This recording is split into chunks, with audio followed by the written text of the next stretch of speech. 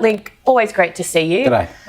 What are your thoughts? I mean, the sooner the better. The sooner the better. It should never have been sold to a Chinese Communist Party linked company in the first place, particularly given its strategic location, the fact that the ADF is very heavily situated up there, and now over the last number of years, the United States Marine Corps is there on a rotational basis every single year. So the sooner this happens, the better. And Prime Minister Albanese should kick the bucket and put some money in and help the Northern Territory government to take back control of the Port of Darwin. But unfortunately, he is the most pro-Chinese Communist Party Prime Minister that we've had since Gough Whitlam, and it will take guts to do that, and I can't see him doing it. Because you look at the situation we are in now in terms of the threat that exists, and it was a dumb decision to do it when we did it, but now 10 times worse. How much more significant is the threat? Well, we are on the verge of China invading Taiwan and upending the status quo in our region, which will affect Australia greatly and the United States in particular.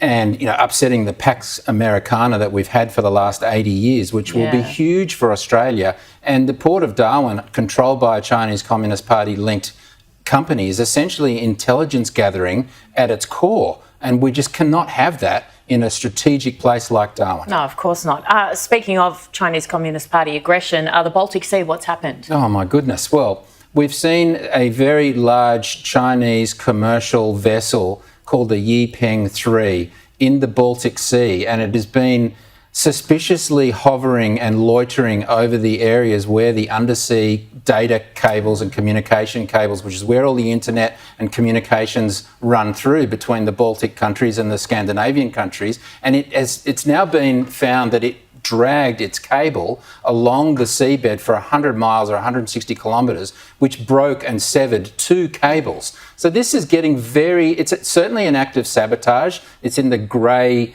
zone sort of warfare area that China loves to operate in, just short of war. But you could make the argument that it is an act of war. Oh, absolutely. And who's prepared for this?